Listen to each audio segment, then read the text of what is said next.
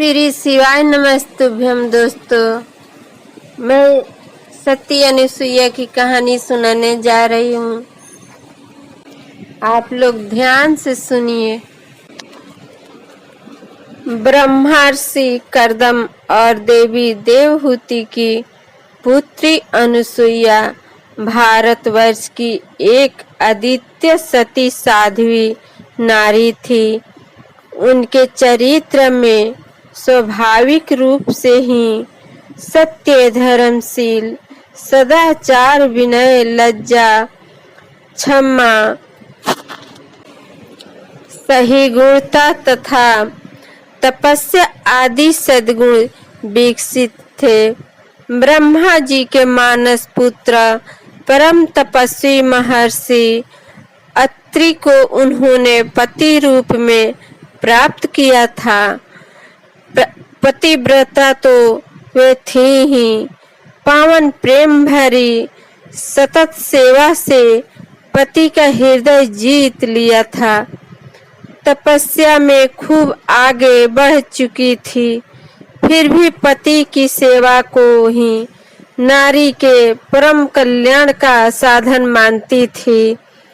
एक बार भगवती लक्ष्मी जी, सती जी और ब्राह्मणी जी को अपने पतिव्रत्य का बड़ा अभिमान आ गया। भगवान और सब सह लेते हैं, किंतु अपने भक्तों का अहंकार हरगिज नहीं सह।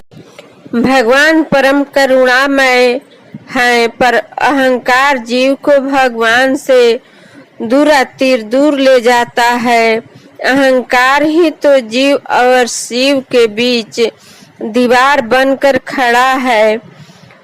कौतुक प्रिय नारद जी को इन तीनों जगवंदनीय देवियों के गर्व को दूर करने के निमित्त मन में प्रेरणा मिल गई। प्रथम वे पहुंचे लक्ष्मी जी के पास। उनको देखकर लक्ष्मी जी ने समाचार पूछा तो नारद जी ने कहा, माता जी क्या बताऊं, मेरा जीवन कृतार्थ हो गया। चित्रकूट की और महर्षि अत्रि के आश्रम में उनकी पतिव्रता पत्नी भगवती अनुसुईया के पावन दर्शन करने का अवसर मिला। संसार में उनके समाधान पतिव्रता अन्य कोई भी नहीं है। संसार की सभी सती साध्वी पतिव्रताओं में वे शिरोमणि है। यह सुनकर लक्ष्मी जी को बुरा लगा। यह मेरे घर का बच्चा मेरे ही सामने अन्य पतिव्रता स्त्री को मुझसे उत्तम बताता है। यह तो मेरा अपमान है। बात स्पष्ट करने के लिए पूछा, नारद क्या अनुसुईया मुझसे भी बढ़कर है? माता जी आप बुरा न मानना, आप उन देवी अनुसुईया की चौथाई के बराबर भी नहीं। लक्ष्मी जी का मुंह फीका पड़ गया। उनके मन में ईर्ष्या पैदा हुई। मनोमन निश्चय कर लिया कि अनुसुईया को नीची दिखाकर रहूंगी। नारद ने देखा निशाना ठीक जगह लगा है। उन्होंने तो कलह का बीज बो दिया था। ठीक समय पर जोत गोड़ी उर्वर भूमि में बीज जल्दी ही उगकर वृक्ष बन जाएगा। प्रसन्न होकर अब वे कैलाश की ओर चल दिए। इधर भगवान विष्णु पधारे तो लक्ष्मी जी मुंह फुलाकर बैठ गई। भगवान ने बहुत समझाया, दुलार किया। तब लक्ष्मी जी बोली, देखो जी, सुन लो मेरी बात। बहुत दिनों तक मैंने आपके पैर दबाए, आपके हाँ में हाँ मिलाई, आज तक कुछ नहीं मांगा। आज आपको एक बात माननी पड़ेगी, वादा करो। विष्णु भगवान बोले, हाँ वादा करता हूँ। पट्टा लिख दूं या गंगा जी में खड़ा होकर कहूँ? लक्ष्मी जी खुश हो गई और बोली, बस महाराज विश्वास है, आपको कुछ भी करके अनुसुईया देवी का सतीत्व भंग करना होगा। भगवान मामला समझ गए। मन में कहने लगे कि अरे देवी, हमसे इतनी सामर्थ्य कहाँ जो उस देवी को पतिव्रत्य खंडित कर सके। परंतु प्रगट में हंसकर बोले, बस इतनी सी बात पर मुंह फुला लिया था, हम अभी जाते हैं। भगवान इतना कहकर अत्रि के आश्रम की ओर चल पड़े। उस नारद जी पहुंचे कैलाश। सती जी ने स्वागत करके एक लड्डू दिया।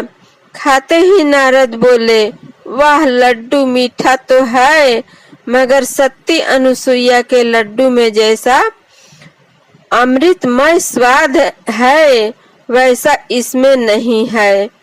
सती जी ने पूछताछ की तो नारद जी ने देवी अनुसुईया की प्रशंसा करते हुए बताया कि भगवती अनुसुईया भगवान अत्रि की प्राण प्रिय पत्नी है और विश्व में सर्वोत्तम पतिव्रता देवी है।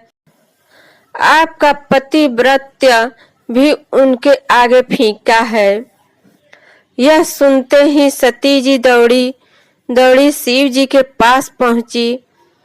स्त्री चरित्र रच के भोलेनाथ को सती अनुसुईया का सतीत्व भंग करने के लिए राजी कर लिया।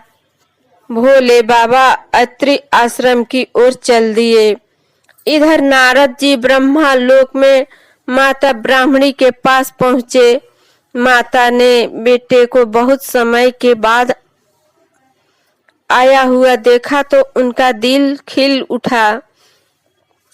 फिर बातचीत के सिलसिले में नारद ने बताया, माताजी, मृत्यु लोक में बड़ी अद्भुत बात देखी।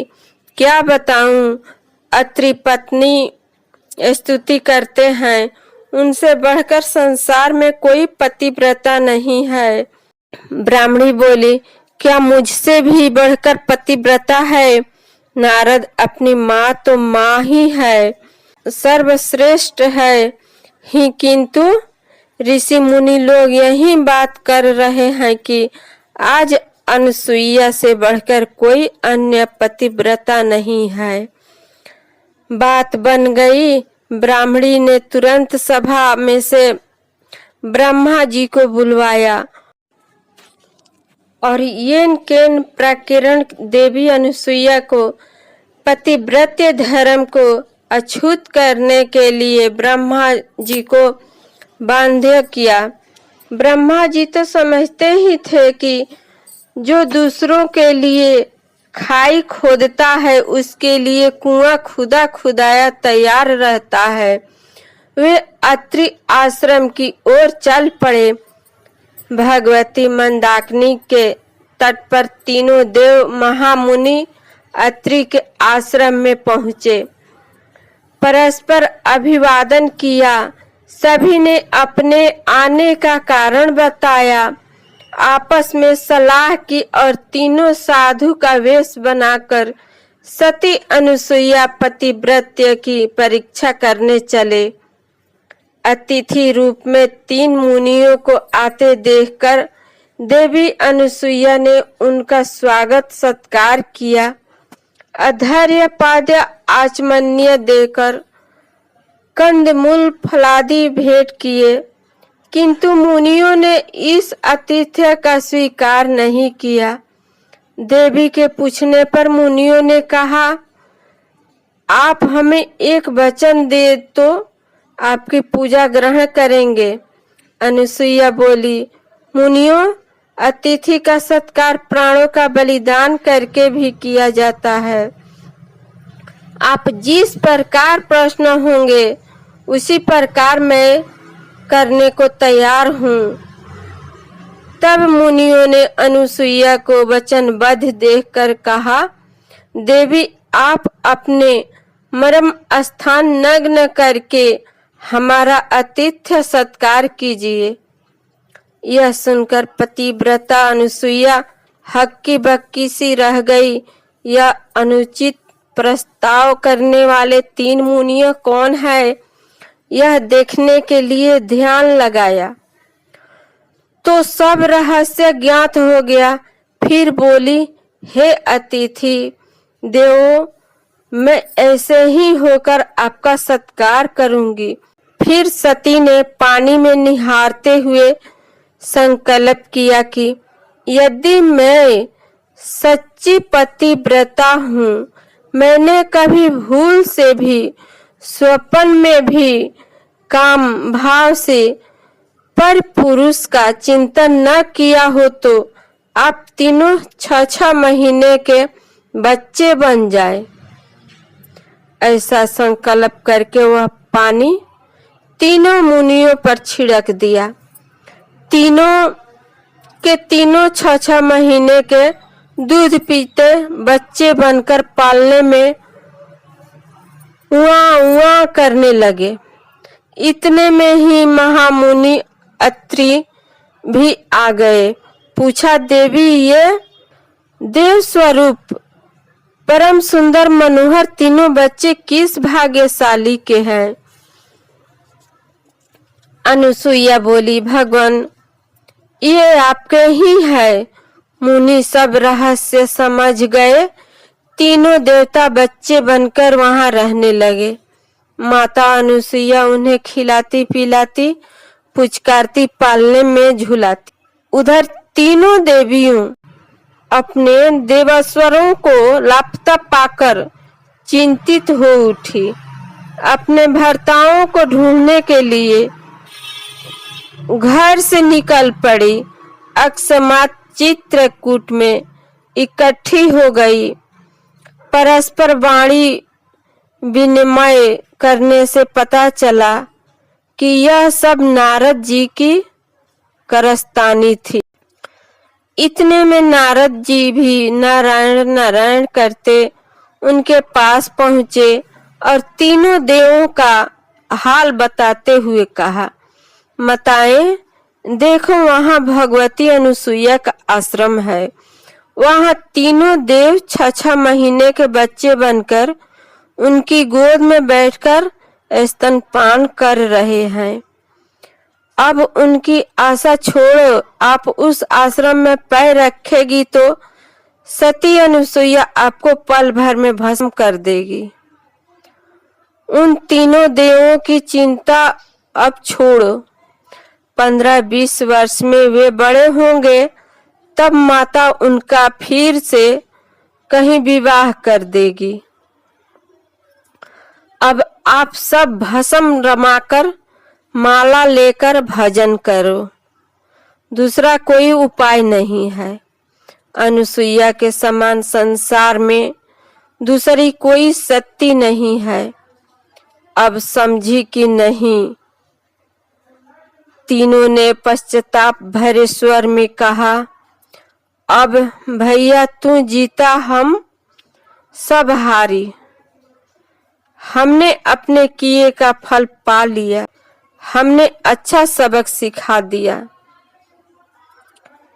कि कभी किसी गुणवान के प्रति असूया ईर्ष्या नहीं करनी चाहिए।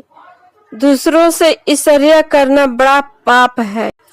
नारद जी ने कहा, अब आई ठिकाने पर। पश्चाताप से सब पाप धुल जाते हैं। एक उपाय है, तुम जाकर सती शिरोमणि अनुसुईया माता के पैर पकड़ो, तभी कल्याण होगा। तीनों ने अनुसुईया के पास गई, पैर पकड़े और अपने पति जैसे पहले थे वैसे बनाकर लौटाने के लिए प्रार्थना की। अनुसुईया बोली, तुम कौन हो? तीनों, हम आपकी पुत्र वधू है। अनुसुईया, अर्ज मेरे बच्चे तो अभी छोटे हैं और इतनी बड़ी लंबा तड़ंग बहुएं कहाँ से आ गई? इतने में अत्रि आए। तीनों बहुएं घूंघट मारकर एक ओर हट गई। मुनि ने पूछा, देवी ये तीनों कौन है? अनुसुईया, भगवान ये आपकी पुत्र वधुएं हैं। मुनि, देवी तुम कमाल के खेल रचती हो। अभी तक पुत्र बना लिए और वे 6 महीने के नहीं हुए कि पुत्र वधुएं भी आ गई। हाथ भर के बच्चे और 5 हाथ की बहुएं। अनुसुईया बोली, मेरे बच्चे भी एक दिन बड़े हो जाएंगे। सुनकर मुनि हंसने लगे। अब तीनों ने सती के पैर पकड़े और अपने अपने पतियों को वापस पाने के लिए प्रार्थना करने लगी। अनुसुईया बोली, मैं कब मना सकती हूँ? आपके पति ये सो रहे हैं, पालने में गोदी में उठाकर ले जाओ। तीनों देवियां लज्जित हो गई। वे पश्चाताप से भर गई। आखिर माता का हृदय पसीज गया। हाथ में जल लेकर संकल्प किया और बच्चों के ऊपर छिड़क दिया। तीनों ने देव अपने अपने असली स्वरूप में आ गए। अनुसुईया ने तीनों देवों की विधि सहित पूजा और प्रदक्षिणा की। प्रसन्न होकर देवों ने वरदान मांगने के लिए कहा। अनुसुईया बोली, आप यदि मुझ पर प्रसन्न है तो मैं यही मांगती हूँ कि आप तीनों मेरे पुत्र हो जाए। तथा अस्तु। फिर तीनों ने नतमस्तक खड़ी लक्ष्मी जी, सती जी तथा ब्राह्मणी जी से पूछा, अब कहो संसार में सबसे बड़ी सती कौन है? तीनों ने एक साथ कहा, परम पूज्य प्रातः स्मरणीय भगवती अनुसुईया देवी सर्वश्रेष्ठ सती है, जो स्त्री पति को ही परमेश्वर मानकर अपनी समस्त इच्छाओं को पति की इच्छा में विलीन कर देती है। एक निष्ठ होकर पतिव्रत्य धर्म का पूरा पालन करती है। वह इस संसार में सब कुछ करने में समर्थ हो जाती है। फिर पति चाहे कैसा भी हो, इसका महत्व नहीं है। सती नारी सामर्थ्य प्रकट होता है। वह पति के गुणों के कारण नहीं बल्कि अपनी एक निष्ठा के प्रभाव से प्रकट होता है। संकल्प की दृढ़ता के आगे सब संभव होता है। अतः अपने दुर्बल और मलिन संकल्पों से बचें। तुम भी वही नारी हो, हम भी वही नारी हैं। मुझ में भी वही अथाह शक्ति के बीज छुपे हैं। डरो मत, छोटी मोटी बातों से चिंतित मत हो जाओ। अपने कर्तव्य किए जाओ। संसार सारा स्वप्न है। सती की कथा भी स्वप्न हो गई। तुम्हारे दुख भी स्वप्न हो जाएंगे। परिस्थितियों से परेशान मत हो। दृढ़ता पूर्वक ईश्वर के रास्ते पर कदम रखे हैं तो चलते चलो। ओम शांति, ओम शांति, ओम शांति।